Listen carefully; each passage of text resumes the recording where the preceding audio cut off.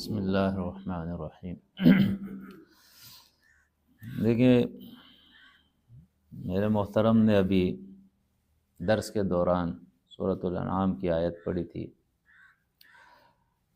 افغیر اللہ ابتغی حکما وہو الذی انزل الیکم الکتاب مفصلا۔ کیا میں اللہ کے علاوہ کسی اور کو فیصلہ کرنے والا ڈھونڈوں، کوئی اور فیصلہ کرنے والا ڈھونڈوں، جبکہ اس نے ایک مفصل کتاب جس نے حق اور باطل کو بالکل الگ کر کے رکھ دیا ہے، نازل فرما دی ہے اس نے، اور پھر ساتھ میں یہ بھی بتا دیا تمت کلمت ربک صدقا وعدلا، کہ یہ کتاب جو اس نے نازل کی ہے یہ سچائی اور انصاف کے ساتھ اللہ رب العزت نے اس کتاب کے اندر اپنے کلمات جو ہے وہ تمام کر دیے ہیں، مکمل کر دیے ہیں۔ ٹھیک ہے نا؟ صحابہ کا طریقہ یہ تھا کہ کوئی بھی مسئلہ آتا تو سب سے پہلے وہ قرآن کی طرف رجوع کرتے تھے۔ معاذ بن جبل رضی اللہ تعالیٰ عنہ کے بارے میں آتا ہے کہ جب اس کو یمن کا گورنر بنا کے بھیجا جا رہا تھا تو کہا، معاذ تم فیصلہ کیسا کرو گے؟ کہا اللہ کی کتاب سے۔ کہا اس میں اگر نہ ہو، کہا اللہ کے نبی کی سنت دیکھوں گا۔ دیکھیے، پہلا قرآن، اس کے بعد میں دیکھوں گا کہ نبی نے کیا کیا ہے۔ اگر اس میں بھی نہ ہو تو اس کے بعد میں اپنی رائے سے اجتہاد کروں گا، یعنی قرآن اور سنت دونوں میں قریب قریب چیز جو ہے وہ لے لوں گا۔ ہمارے یہاں تو مصیبت یہ ہے کہ قرآن کو ہم نے لپیٹ کے رکھ دیا، اس کو تو اس میں دیکھتے ہی نہیں ہے کہ اللہ نے کیا کہا ہے۔ ہم پہلے روایتوں کو دیکھتے ہیں، تفسیروں کو دیکھتے ہیں، حضرات کے اقوال کو دیکھتے ہیں، ٹھیک ہے نا، کہ علامہ صاحب نے کیا فرمایا، کہ مولویوں نے کتابوں میں کیا لکھا ہے، اور یہ وہ وجہ ہے جس کی وجہ سے ہم الجھ جاتے ہیں۔ ٹھیک ہے نا، جیسے آپ نے کہا نا کہ ہم جب دوسرا لٹریچر دیکھتے ہیں تو ہم پریشان ہو جاتے ہیں کہ آپ کی جماعت کا یہ موقف ہے، دوسرے لوگ جو ہے وہ یہ کہہ رہے ہیں۔ تو ہماری جماعت کا اصل میں طریقہ یہ ہے کہ ہم ہر مسئلے کے لیے، چاہے وہ عقیدے سے متعلق ہو، عمل سے متعلق ہو، فقہ سے متعلق ہو، اس کو ہم پہلے قرآن میں ڈھونڈتے ہیں۔ اگر قرآن سے اس کی وضاحت مل جائے تو کسی اور چیز کی پھر ضرورت نہیں ہوتی ہے۔ اگر قرآن میں وہ مسئلہ نہیں ملتا ہے تو اس کے بعد ہم احادیث کی طرف جاتے ہیں کہ احادیث میں کیا ہے۔ ٹھیک ہے نا، اگر اس میں بھی صحیح وضاحت نہیں ملتی ہے تو پھر علماء سے بھی رجوع کرتے ہیں کہ انہوں نے فقہ کی کتابوں میں کیا لکھا ہے، تفاسیر میں کیا لکھا ہے، علماء نے اپنی کتابیں لکھی اس میں کیا لکھا ہے، شاید کہیں سے یہ مسئلہ حل ہو جائے۔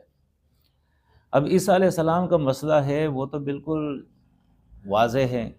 قرآن مجید کے اندر کوئی ایک آیت ایسی نہیں کہ اللہ نے عیسیٰ علیہ السلام کو آسمان پہ اٹھا لیا، کوئی ایک آیت ایسی نہیں کہ زندہ اٹھا لیا، کوئی ایک آیت ایسی نہیں کہ قرب قیامت اس کو نازل کرے گا۔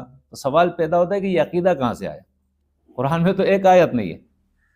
نہ تو اللہ نے کہا ہے کہ اللہ نے برفع اللہ الی السماء حیا، کہ اللہ نے عیسیٰ علیہ السلام کو آسمان پہ اٹھایا، زندہ اٹھایا، یہ تو قرآن میں نہیں ہے۔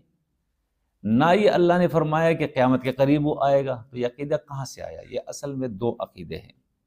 ایک عقیدہ عیسیٰ علیہ السلام کے رفع اور نزول کا ہے، دوسرا ہے دجال کا عقیدہ۔ آپ لٹریچر جب یہود و نصارہ کے دیکھیں گے تو اس کے اندر آپ کو ملے گا کہ یہودی عقیدہ ہے کہ دجال آئے گا، ٹھیک ہے نا، اور نصرانی عقیدہ ہے کہ عیسیٰ علیہ السلام آئیں گے، اور عیسیٰ علیہ السلام جو آئیں گے وہ اس لیے آئیں گے کہ دجال کو قتل کریں گے۔ پھر دجال کیا ہوگا؟ وہ شخصیت ہوگی فَيَأْمُرُ السَّمَاءَ فَتُمْطِرُ وَالْأَرْضَ فَتُنبِتُ، وہ آسمان کو حکم دے گا تو بارش برسائے گا، زمین کو حکم دے گا فصلیں اگائے گا۔ ایک شخص کو لائے گا اور اپنی الوہیت اس کے سامنے بیان کرے گا، وہ انکار کرے گا تو سب کے سامنے وہ کہے گا کہ اگر اس شخص کو میں قتل کر دوں اور پھر زندہ کروں تو میری الوہیت تم مانو گے یا نہیں؟ سب کہیں گے کہ ہاں، اس میں تو پھر کوئی شک نہیں ہے۔ اس کے بعد ان روایات میں آتا ہے فَيَقْتُلُهُ، اس کو قتل کرے گا، ثُمَّ يُحْيِيهِ، پھر اس کو زندہ بھی کرے گا۔ ٹھیک ہے نا؟ اب آپ بتائیں، پھر بخاری کی روایت کے اندر اور مسلم کی روایت کے اندر یہاں تک آتا ہے کہ دجال اور تمہارے رب میں یہ فرق ہے کہ دجال کانا ہے اور تمہارا رب کانا نہیں ہے۔ باقی جو جتنے بھی کام اللہ کرتا ہے وہ دجال بھی کر رہا ہوگا، ٹھیک ہے نا۔ تو اس قسم کی روایتیں جو ہے وہ بیان کر کے جو اصل میں یہود و نصارہ کی ترجمانی کر رہے ہیں، ٹھیک ہے نا، یہود و نصارہ کی ترجمانی کر رہے ہیں۔ ورنہ آپ دیکھیں ہمارا جو اہم لٹریچر ہے وہ تو قرآن ہی ہے نا۔ قرآن مجید کے اندر اللہ نے جب کہہ دیا الیوم اکملت لکم دینکم، دین مکمل ہے، اب کسی کی ضرورت ہے؟ نبی تو شریعت کے لیے آتا ہے نا، نبی تو دین بیان کرنے کے لیے آتا ہے، دین مکمل ہے، ٹھیک ہے نا۔ جب اللہ رب العزت نے کہہ دیا ہے کہ یہ رسول محمد الرسول صلی اللہ علیہ وسلم کافۃ للناس رسولا، یہ تمام لوگوں کے لیے کافی ہے، قل یا ایھا الناس انی رسول اللہ الیکم جمیعا، میں سب کے طرف آیا ہوں، ٹھیک ہے نا۔ اور قرآن نے جب وضاحت کر دی ہے ما کان محمد ابا احد من رجالکم ولکن رسول اللہ وخاتم النبیین، یہ اللہ کا نبی محمد صلی اللہ علیہ وسلم، یہ خاتم النبی، خاتم النبیین، یہ سب کے آخر میں ہے۔ اور پھر اس کی تشریح میں احادیث بھی آ گئی کہ اللہ کے نبی صلی اللہ علیہ وسلم نے فرمایا انا خاتم النبیین لا نبی بعدی، میرے بعد کوئی نبی ہے ہی نہیں، ٹھیک ہے نا۔ سیکون خلفاء، میرے بعد تو صرف خلفاء ہوں گے۔ پھر قرآن نے اتنی وضاحت کر دی، ساتھ میں احادیث کا بھی آپ مطالعہ کر کے دیکھیں کہ ایک آیت نازل ہوتی ہے، اس وقت نازل ہوتی ہے جب آپ جنگ احد کے اندر ہیں اور مشرکین مکہ نے آواز لگائی کہ محمد قتل کر دیے گئے۔ صحابہ کرام کے حوصلے پست ہونے لگے، اللہ کے نبی جو ہے وہ تو قتل ہو گئے، اب ہم کیا کریں، ہمیں لڑنے کی کیا ضرورت ہے؟ تو آیت نازل ہوتی ہے وما محمد الا رسول قد خلت من قبلہ الرسل، یہ محمد صلی اللہ علیہ وسلم نہیں ہے مگر اللہ کا رسول، اور اس سے پہلے بھی جتنے انبیاء تھے وہ سب کے سب چلے گئے۔ اب آپ دیکھیں قرآن مجید کے اندر دو آیتیں ہیں، ایک یہاں سورۃ آل عمران کے اندر، ایک سورۃ المائدہ کے اندر۔ سورۃ آل عمران کے اندر ہے وما محمد الا رسول قد خلت من قبلہ الرسل، محمد صلی اللہ علیہ وسلم سے پہلے جتنے انبیاء تھے، رسول تھے، وہ دنیا سے چلے گئے ہیں، ان کو موت آ گئی ہے۔ سورۃ المائدہ کے اندر ہے مل مسیح ابن مریم الا رسول قد خلت من قبلہ الرسل، نہیں ہے مسیح ابن عیسیٰ، مسیح ابن مریم، مگر وہ اللہ کے رسول تھے اور ان سے پہلے جتنے رسول تھے وہ دنیا سے قد خلت چلے گئے۔ اب سورۃ المائدہ کی آیت ان لوگوں کے سامنے رکھی جائے، علماء کے سامنے رکھی جائے کہ اس آیت کا کیا مطلب ہے، مل مسیح ابن مریم الا رسول قد خلت من قبل الرسل، یہی معنی بیان کرتے ہیں۔ اس کا معنی یہ ہے کہ عیسیٰ علیہ السلام سے پہلے جتنے بھی انبیاء تھے ان کو موت آ گئی، دنیا سے چلے گئے۔ کیا وجہ ہے کہ بالکل وہی آیت، اسی طرح کی آیت سورۃ آل عمران کے اندر ہے وما محمد الا رسول قد خلت من قبلہ الرسل، یہاں پہ قد خلت کا یہ معنی کیوں نہیں کرتے ہیں کہ اس سے پہلے جتنے انبیاء تھے محمد صلی اللہ علیہ وسلم سے ان کو موت آ گئی، دنیا سے چلے گئے۔ پورے قرآن کے اندر آپ کو الا عیسیٰ نہیں ملے گا کہ واحد ایک عیسیٰ ہے جن کو ابھی موت نہیں آئی، قرآن میں کہاں ہے کہ ان کو موت نہیں آئی؟ یہ تو روایتیں ہیں، ان کے بنائے ہوئے عقیدے ہیں، ٹھیک ہے نا، قرآن نے تو یہ نہیں کہا ہے۔ پھر آپ دیکھیں سورۃ المائدہ کے اندر ایک آیت آتی ہے کہ قیامت کے دن عیسیٰ علیہ السلام سے اللہ پوچھے گا اَأَنْتَ قُلْتَ لِلنَّاسِ اتَّخِذُونِي وَأُمِّيَ إِلَٰهَيْنِ مِن دُونِ اللَّهِ، کیا تو نے کہا تھا لوگوں کو کہ مجھے اور میری ماں کو الہ بنانا؟ تو وہ کہیں گے ما قلت، میں نے تو نہیں کہا تھا، لیکن میں نے جو کہا کیا الا ما امرتنی بہ ان اعبدوا اللہ ربی وربکم، میرا اور تمہارا رب اللہ ہے، اسی کی بندگی کرو۔ وَكُنْتُ عَلَيْهِمْ شَهِيدًا مَا دُمْتُ فِيهِمْ فَلَمَّا تَوَفَّيْتَنِي كُنْتَ أَنْتَ الرَّقِيبَ عَلَيْهِمْ، اے اللہ جب تو نے مجھے توفی کی، وفات دی، اس کے بعد مجھے نہیں پتا کہ انہوں نے کیا کیا۔ اسی آیت کی تشریح کے اندر کتاب التفسیر کے اندر امام بخاری روایت لاتا ہے کہ قیامت کے دن میں حوض کوثر پہ کھڑا ہوں گا اور میرے کچھ امت کے لوگ ہوں گے جن کو مجھ سے روک دیا جائے گا اور بائیں جانب ان کو لے جایا جائے گا، یعنی جہنم کی طرف لے جایا جائے گا، دھکیل دیا جائے گا۔ تو میں کہوں گا اصحابی، یہ تو میرے ساتھی ہیں، میرے امت کے لوگ ہیں۔ تو مجھ سے ملائکہ کہیں گے انک لا تدری ما احدث بعدک، اے نبی تمہیں پتہ نہیں کہ تمہارے بعد انہوں نے کیا کیا نئی نئی چیزیں دین کے اندر ایجاد کی تھی؟ تو اللہ کا نبی فرماتا ہے کہ ایک تو میں یہ کہوں گا سحقن سحقن لمن غیر بعدی، انہوں دور کر دو، ہلاک ہو جائیے جنہوں نے میرے بعد میرے دین کو بدلا تھا۔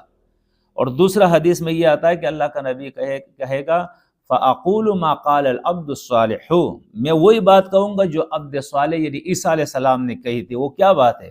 وَكُنْتُ عَلَيْهِمْ شَهِيدًا مَا دُمْتُ فِيهِمْ فَلَمَّا تَوَفَّيْتَنِي كُنْتَ أَنْتَ الرَّقِيبَ عَلَيْهِمْ۔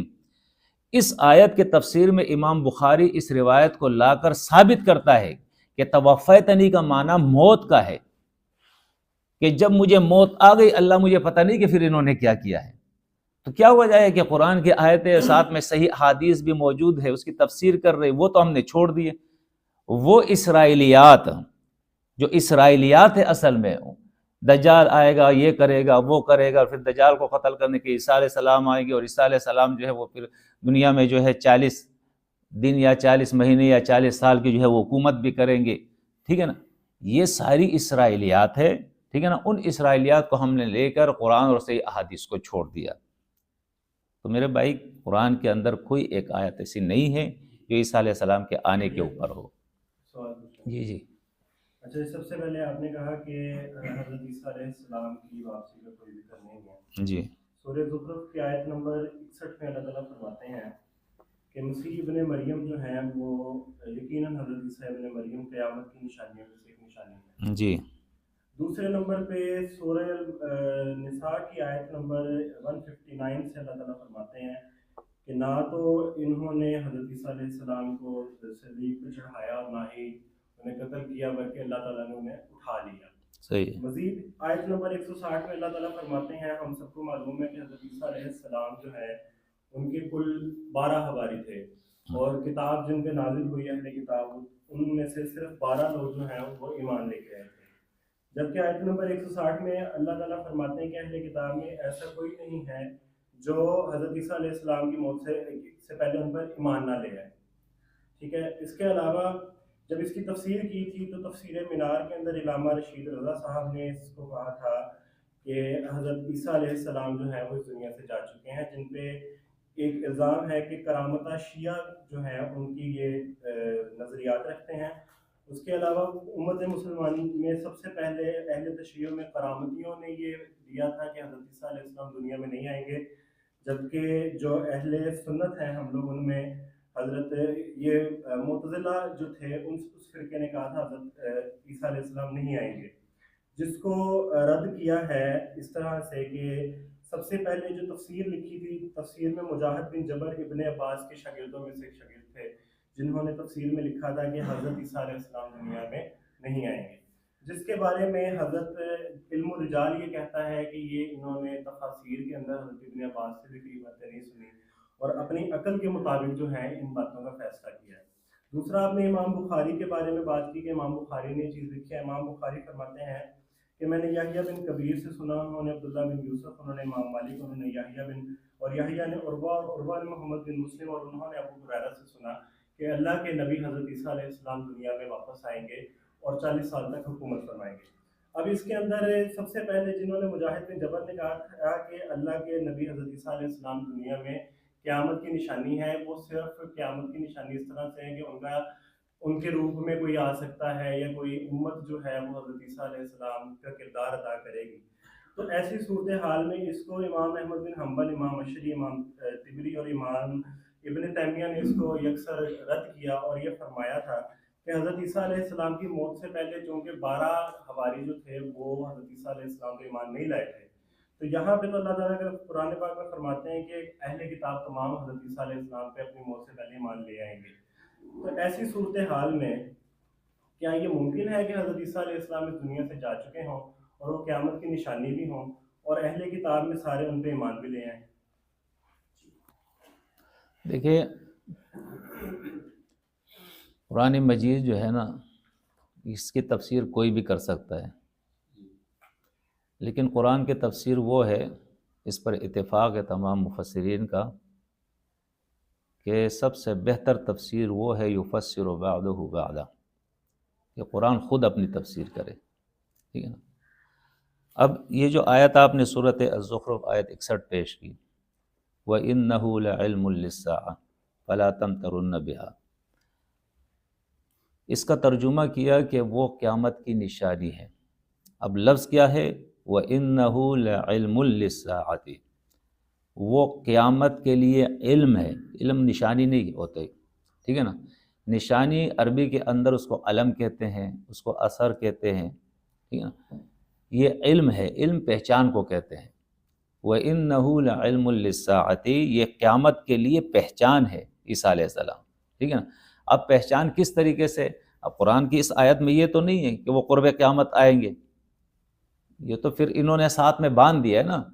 اس کے اندر تو صرف اتنا ہے کہ یہاں اثبات قیامت ہے، نہ کہ اثبات عیسیٰ علیہ السلام ہے کہ عیسیٰ علیہ السلام آئیں گے۔ یہ تو نہیں کہا فَلَا تَمْتَرُنَّ بِهَا، یہ بہا کے اندر ہا کی ضمیر مؤنث کی ہے، للساعہ کے لیے، قیامت کے لیے ہے، نہ کہ عیسیٰ علیہ السلام۔ عیسیٰ علیہ السلام مذکر تھے، مؤنث نہیں تھے۔ تو یہاں اثبات قیامت ہے، فَلَا تَمْتَرُنَّ بِهَا، قیامت کے آنے میں تم شک نہ کرو۔ ہم نے آیت سے یہ ثابت کر دیا کہ تم عیسیٰ کے آنے میں شک نہ کرو۔ تو اب یہ قرآن کے ساتھ کھیل ہے، ایک تماشا بنایا ہوا ہے، ٹھیک ہے نا؟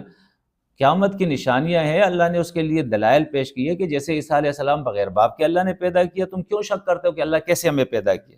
آدم کو بغیر ماں باپ کے پیدا کر دیا، اس زمین سے وہ فصلیں نکالتا ہے، ٹھیک ہے نا؟ اس طرح اللہ تمہیں بھی نکال لے گا، اس میں تم کیوں شک کر رہے ہو؟ تو اصل میں یہ اثبات قیامت ہے میرے بھائی۔ اب رہ گئی صورت نساء والی آیت۔ ایک بات جی جی کریں۔ آپ نے کہا بہا جو ہے وہ ضمیر ہے مؤنث کا، ہاں جی لیکن اس آیت کا سٹارٹ ہوتا ہے انہو، وہ ہے، جی لعلم للساعۃ، یعنی کہ وہ قیامت کی نشانی ہے۔ جی اور اس کے بارے میں حضرت محمد صلی اللہ علیہ وسلم کی ایک حدیث جامع ترمذی میں ملتی ہے کہ میری امت کبھی گمراہی پہ جمع نہیں ہوگی۔ تو امت کے تمام جو فقہا ہیں اور مفسرین ہیں، محدثین ہیں، جن کی کتابیں آج بھی قائم ہیں، ان کی تمام کتابوں کے اندر تو یہی مفسرین اور محدثین اور فقہا نے لکھا ہے کہ حضرت عیسیٰ علیہ السلام واپس آئیں گے۔ جن قرامت اور متعزلہ کی میں نے بات کی ہے وہ تو دنیا سے ختم ہو چکے ہیں، تو اس کے بارے میں تھوڑا سا پلیز بتائیں۔ دیکھیں، ایک تو یہ جو اصطلاحات استعمال ہوتا ہے نا، خوارج، معتزلہ، ٹھیک ہے نا، یہ تو ایک ہتھیار ہے کہ جس کو یہ نہیں مانتے، جو ان کے خلاف ہو جاتا ہے، اس کے اوپر فتویٰ لگا دیتے یہ معتزلہ ہے، ٹھیک ہے نا، یا یہ خارجی ہے، یا یہ منکر حدیث ہے، کوئی نہ کوئی فتویٰ لگا دیتے لوگوں کو متنفر کرنے کے لیے، خوف زدہ کرنے کے لیے، اس کے قریب ہی نہ جائے۔ یہ طریقے جو ہے انبیاء کے خلاف بھی اختیار کیے گئے، ان کو کاہن کہا، مسحور کہا، شاعر کہا، ٹھیک ہے نا، پتہ نہیں کیا سے کیا اس قسم کے الفاظ کہے تاکہ لوگ ان کے قریب نہ جائیں۔ اب دیکھیں قرآن مجید کی جو آیت ہے نا، وہ انہو کے ضمیر راجع ہے عیسیٰ علیہ السلام کی طرف، ٹھیک ہے نا، لیکن بہا کے اندر ہا کے ضمیر راجع ہے قیامت کی طرف۔ تو اس بات قیامت ہو رہا ہے، فلا تمترن، جہاں اللہ فرماتا ہے نا فلا تمترن، شک مت کرو، بہا، اس قیامت کے آنے میں، بہی نہیں کہا، بہا کہا، اس قیامت کے آنے میں تم شک نہ کرو، ٹھیک ہے نا۔ اب رہ گئی یہ بات کہ یہ دوسری آیت جو آپ نے پیش کی ہے، وَإِن مِّنْ أَهْلِ الْكِتَابِ إِلَّا لَيُؤْمِنَنَّ بِهِ قَبْلَ مَوْتِهِ وَيَوْمَ الْقِيَامَةِ يَكُونُ عَلَيْهِمْ شَهِيدًا۔ یہ آیت جو نازل ہوئی ہے سورۃ النساء، یہ مدنی سورہ ہے، ٹھیک ہے نا، مدینہ میں نازل ہوئی ہے نا، ٹھیک ہے، مدینہ میں نبی کریم صلی اللہ علیہ وسلم پہ نازل ہوئی ہے۔ اس آیت کے اندر جو کچھ بیان ہوا ہے وہ اسی وقت سے شروع ہوگا نا، یا قیامت سے شروع ہوگا، قیامت کے قریب سے شروع ہوگا۔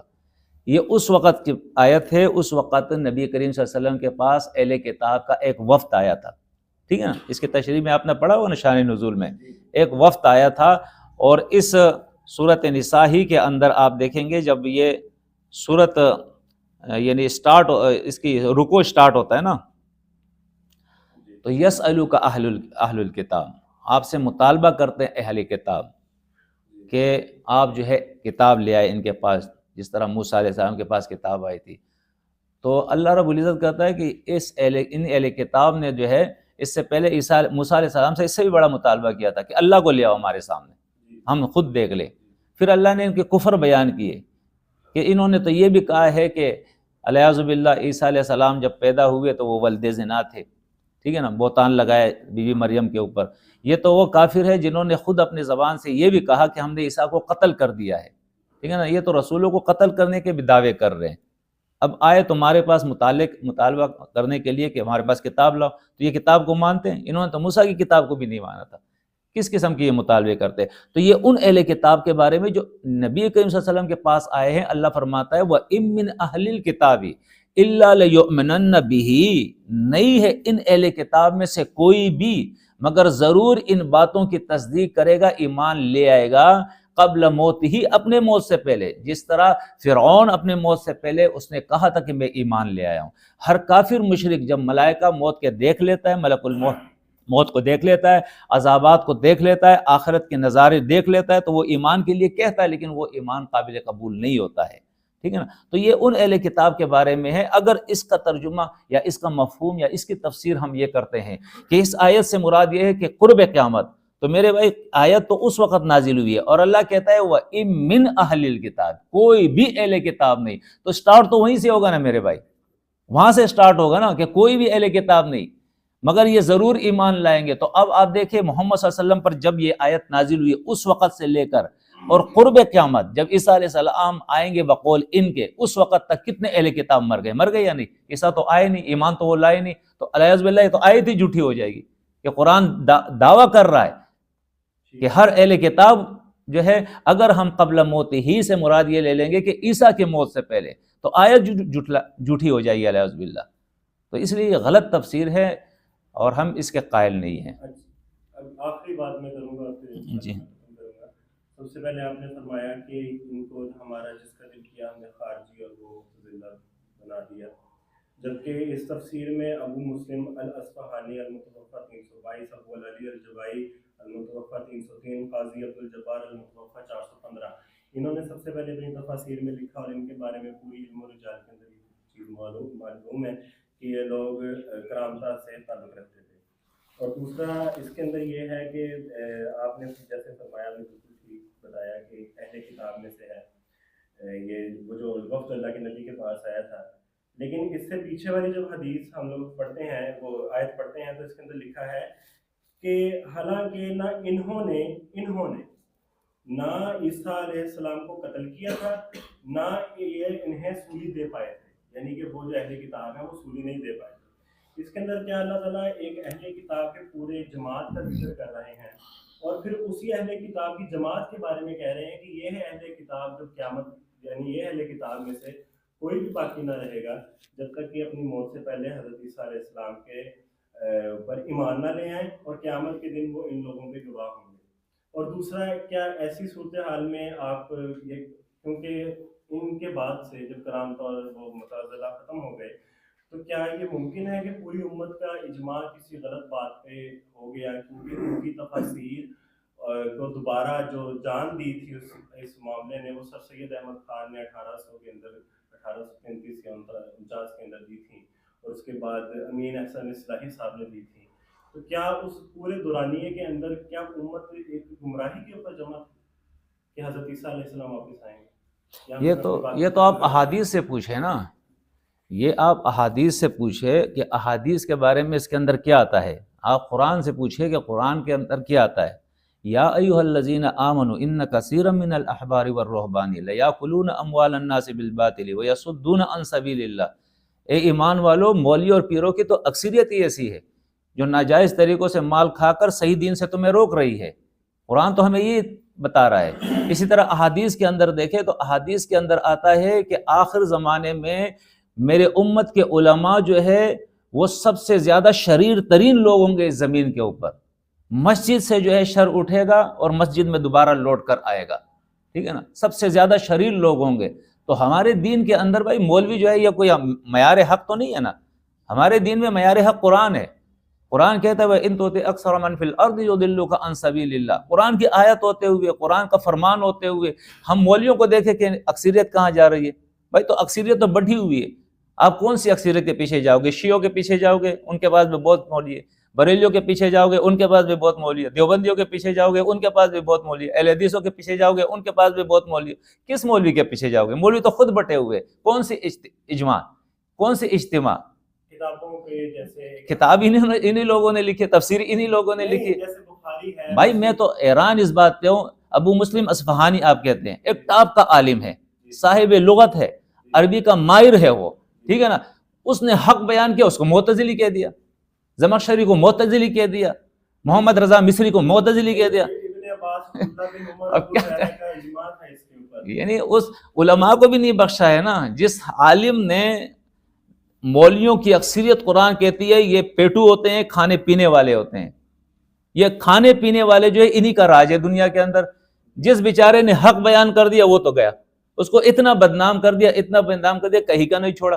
آج بھی آپ دیکھیں ابو مسلم اصفہانی ٹاپ کا عالم ہے، اس سے استفادہ کرتے یہ سارے مولوی، اس کے لغت سے استفادہ کرتے، اس کی کتابوں سے استفادہ کرتے.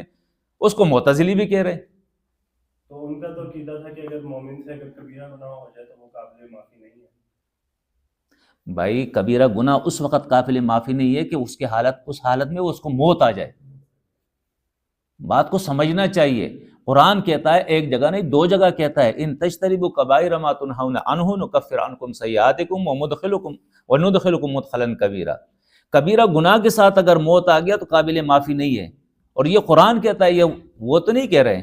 مثال کے طور پہ سورۃ بقرہ کے اندر آپ دیکھیں، سورۃ نساء کے اندر آپ دیکھیں، سورہ بقرہ کے اندر ہے کہ ایک شخص کے پاس یہ حکم اللہ کا آ گیا، نصیحت آ گئی کہ سود حرام ہے، اس کے بعد بھی وہ سود کرتا ہے، ٹھیک ہے نا. اس حال میں اس پہ موت آ گئی تو ہمیشہ جہنم میں رہے گا. سورۃ نساء کے اندر دیکھ، کسی نے مومن کو قصدن جو ہے عمدن قتل کر دیا اور بغیر توبے کے وہ دنیا سے چلا گیا، تو اس کی جزا یہ ہے کہ ہمیشہ اس پر اللہ کی لعنت ہوگی اور ہمیشہ وہ جہنم کے اندر رہے گا. تو یہ تو قرآن کہہ رہا ہے. قرآن کہنے سے آدمی، قرآن بیان کرنے سے آدمی معتزلہ ہو جاتا ہے. آج ہمارا جو ماحول بنا ہوا ہے، جو منشیات کے اڈے چل رہے ہیں، جو زنا کے اڈے چل رہے ہیں، جو سود کے اڈے چل رہے ہیں، جو ناجائز قتل ہو رہے ہیں، جو لوگوں کے مالوں پہ قبضہ ہو رہا ہے، جو بے حیائی پھیل رہی ہے، جو دین ختم ہو گیا، بالکل صرف نام رہ گیا، یہ کس وجہ سے؟ اسی وجہ سے تو رہ گیا کہ بھائی گناہ کبیرہ کو کوئی بات نہیں، اللہ غفور رحیم ہے، اور جہنم میں جاؤ گے بھی تو کچھ دن کے لیے یہودی و نصارہ کا وہ عقیدہ، کچھ دن کے لیے پھر اللہ نکال دے گا.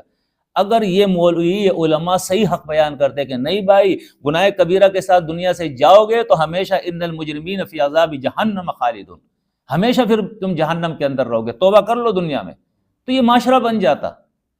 ایک عالم اگر یہ حق ادا کر رہا ہے، معاشرے کو صحیح کر رہا ہے، گناہوں سے باز رکھ رہا ہے، وہ معتزلی ہو گیا. اور جو ظالم کھا پی رہے ہیں، لوگوں کو چھوٹ دیا ہوا ہے، کرو جو کرتے، اور تم مسلم ہو، کلمہ تم نے پڑھ لیا، کوئی بات نہیں، معاشرہ تباہ کر دیا انہوں نے، ان کو ہم اچھا کہتے ہیں. یہ ظلم کی باتیں ہیں ساری.